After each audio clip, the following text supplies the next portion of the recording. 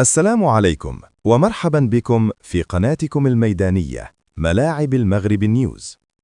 اليوم غنهضروا على ملعب فاس الكبير، واحد من أهم الملاعب اللي غيكون حاضر بقوة في كأس إفريقيا للأمم، واللي كيعرف دابا مجموعة من الإصلاحات والتحديثات المهمة.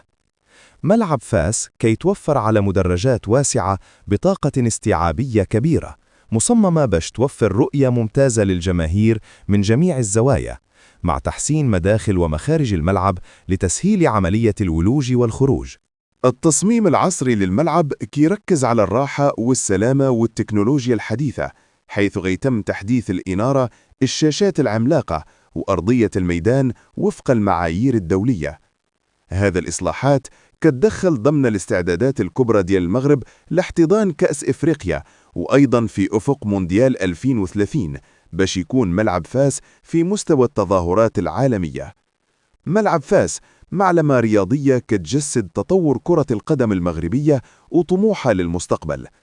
وفي الختام، ملعب فاس الكبير كيبقى واحد من الركائز الأساسية للبنية التحتية الرياضية بالمغرب، وواجهة مشرفة في كأس إفريقيا، وخطوة مهمة نحو استقبال تظاهرات عالمية، وعلى رأسها مونديال 2030.